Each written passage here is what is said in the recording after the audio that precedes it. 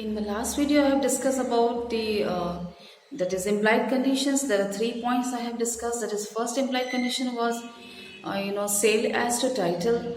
Then the condition of implied condition as to sale by sample, and third is the implied condition as to sale by descriptions. So the after discussion of this three implied condition, the rest of the implied condition I am going to discuss today. So let's begin with the topic today. The fourth point of implied condition is condition in a sale by sample as well as by descriptions. Now sections of 15th of this Act, Sale of Goods Act, which has laid down that goods are sold by sample as well as by descriptions. Now the last we have discussed, that is sell by sample and description separately, but this is the sale has to goes together, like sell by sample as well as description has to goes together. So it is said that when goods are sold by sample as well as description, there is an implied condition that the bulk of the goods shall correspond with the sample as well as descriptions. If the goods supplied correspond only with the sample and not with the description, then the right of the buyer will be, or the buyer will be entitled to reject the goods. So this is the implied conditions that we both has to satisfy, that is sell as well as sample. Now to clear this point, we are going to put in one illustrations over here. The first illustration is A agreed to sale to B some oil described as fortune oil. So A has said that he will supply the fortune oil to B, warranted only equal to sample, because this fortune oil, when he is going to supply, it is saying that it goes or correspond with the sample. The oil supplied do correspond with the sample.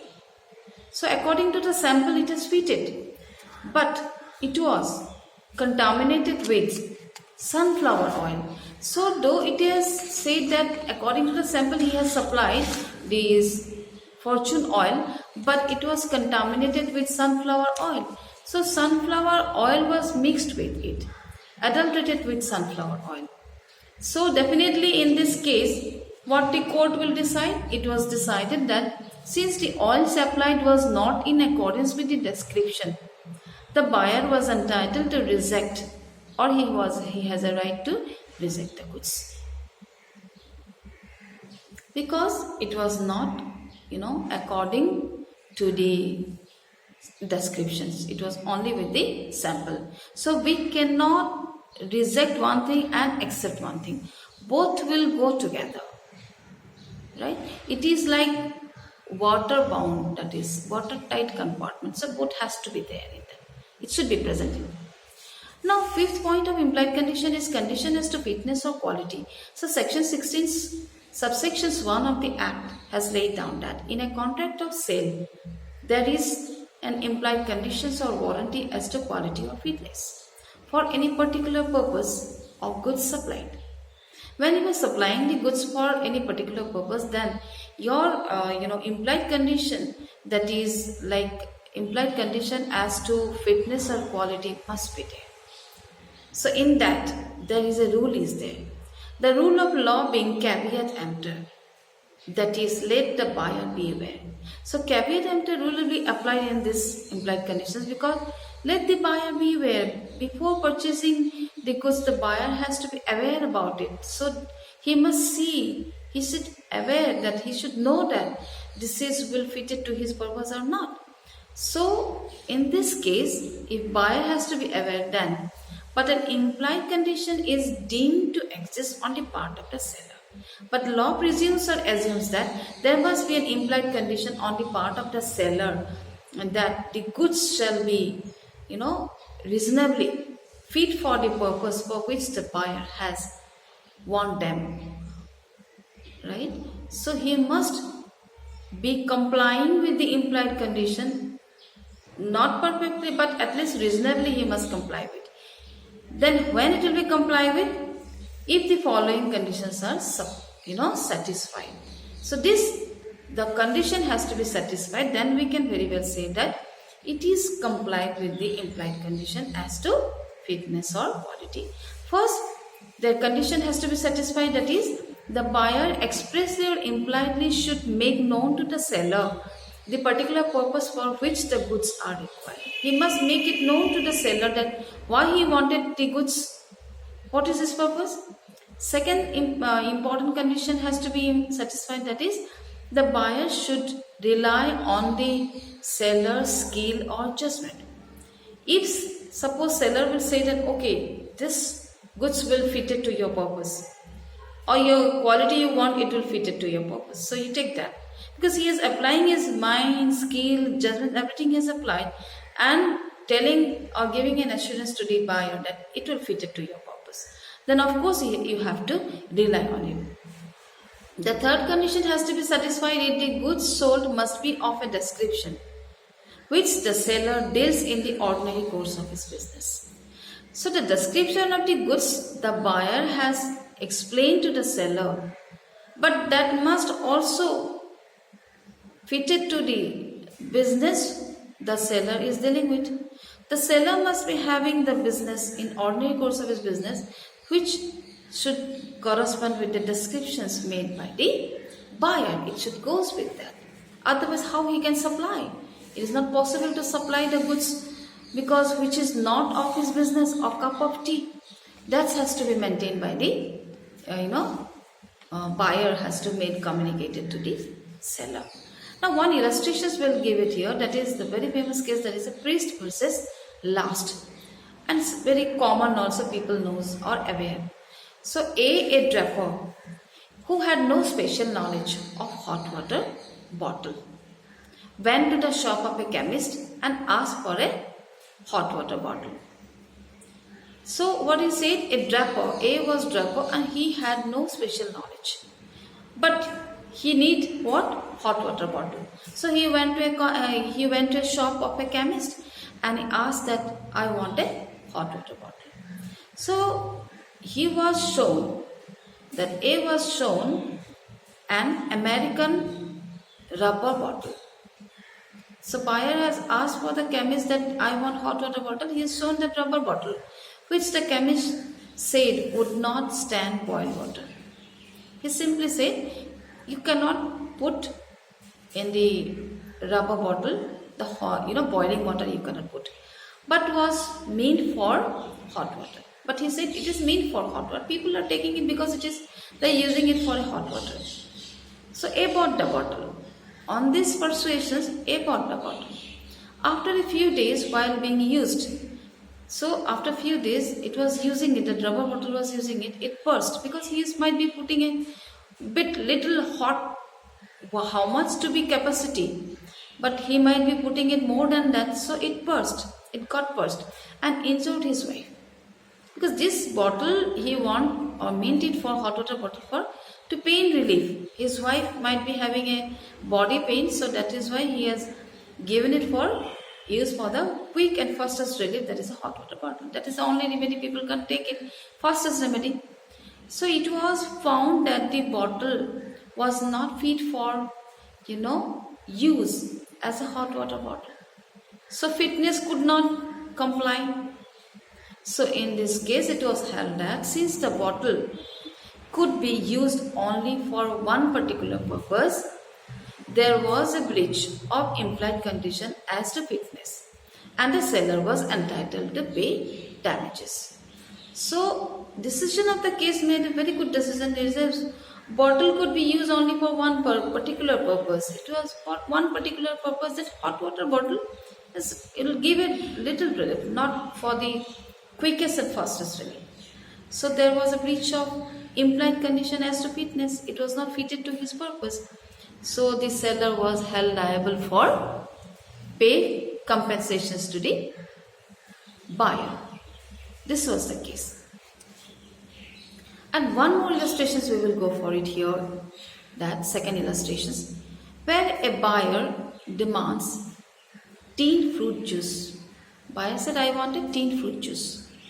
So if you are asking for tinned fruit juice, so it is implied from the nature of the product itself that he wanted for consumptions. And if later on it is found to contain poisonous matter, so there is a breach of implied condition as to fitness and the seller is liable for damages. So definitely teen fruit juice, when he has asked, it is implied. That is why law says it is in existence. It must be in existence at the time of the making of the contract. So seller must imply this or comply with that. From the nature of the product, he should know it, that he wanted it for consumption. He will drink it. And if later on, if there is a contamination, so it's containing a poisonous matter, then how can you ready for the consumptions? It is human body cannot accept. So there is an implied conditions breached by the seller as to the fitness, and seller is liable for damages. Now, sixth point of implied condition is as to marketability. Section 16 clause 2 says that the condition is implied only where the sale is by description. So in marketability will goes with the when the sale is for description. When you will make a description of your goods you require, that will apply this marketability. So another implied condition is such that is the goods should be of marketability quality. So goods should be of marketability quality. Marketable quality should be maintained by the seller. But for making these conditions applicable, not only that the sale must be by descriptions, but it must not only by descriptions, but it must have a marketable quality. Now, what is marketable quality? So for that, the condition has to comply with or satisfy first that the seller should be a dealer in goods of the descriptions. So he must be a dealer of that particular goods of the descriptions. Whether he be the manufacturer or not, at least he must be of the dealer of it. Secondly, the buyer must not have any opportunity of examining the goods, or there must be some latent defect in the goods which would not be apparent on reasonable examination of the goods. So the condition to be satisfied is the buyer must not have any opportunity, he does not have any opportunity to examine or inspect the goods, or there must be some latent defect.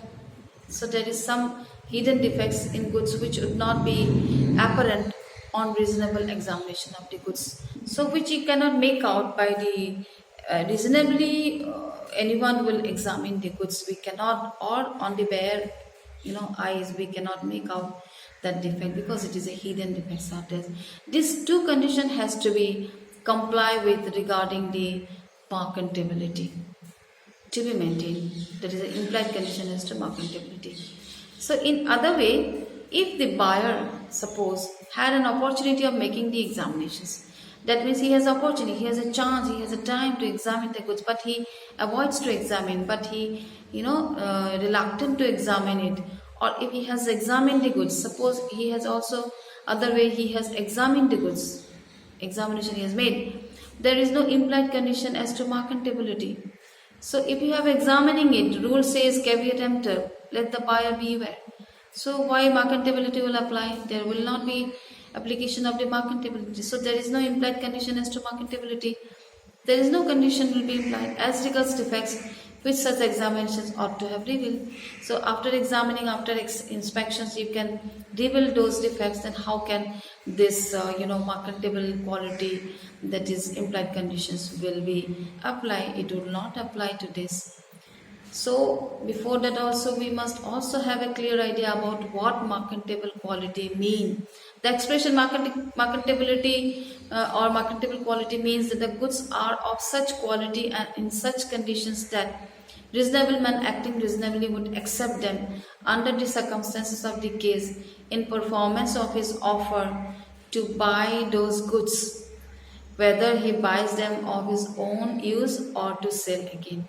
So marketable quality means it should have a quality and it is in such condition that reasonable man, any reasonable prudent man, they will think that no, I have to accept this good because I have the offer is made to me and I should accept. So in that way he will accept the goods, maybe for his own use, or maybe for he can also go for sale again.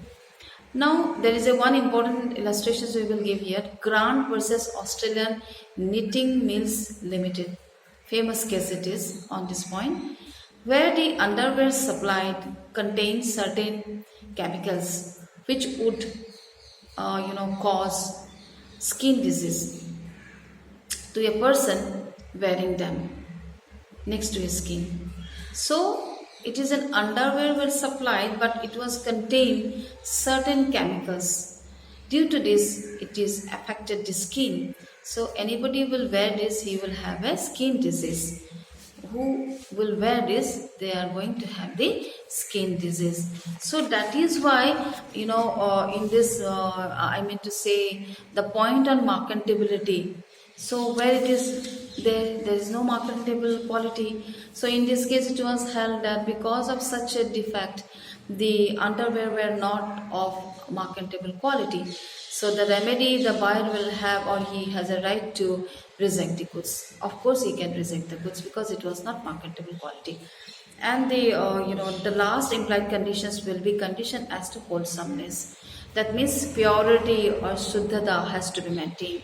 It should be very, very pure things, because wholesomeness means it should be applied in case of eatables or in provision shops. It is applied.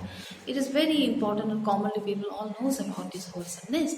This condition of, or that is implied conditions, only in a case of contract of sale of eatables and provisions it is applied. Implied condition as to wholesomeness will be applied only to eatables and provisions. In such cases, the goods supplied must not only answer to descriptions, but must be of marketable, but also must have implied condition as to be wholesome, that is free from any defect which render them unfit for any human consumptions. So you should maintain this wholesomeness, otherwise it will be unfit for human consumptions. Means generally it is happened with people who are using their dairy milk, the milk they are having, some kind of a milk product is always, this is not maintained, wholesomeness is not maintained. Somewhere or other, some cases where they are having contaminations on the product. So the one very important case we will mention about Frost versus Aylesbury Dairy Company Limited. In this case, it is an example of a case of a milk only. So F, that is a Frost, brought milk from a Aylesbury Dairy, dairy owner. The milk was contaminated with poisonous, germs of typhoid fever. So in this because of this contaminations of the milk with the typhoid fever, the Frost, that is F's wife, who were using or taking a milk became infected, and he is died out of it. So therefore, in this case, the decision made that A was held liable for, that is a dairy owner was liable for the compensation, that is the damages has to be paid to the buyer, that is in Frost. So this is the 7 point of implied conditions is completed today, and it's very important. All the implied conditions are equally important to have answers to your questions called implied conditions. This will every point is important over here, and along with the illustration is important.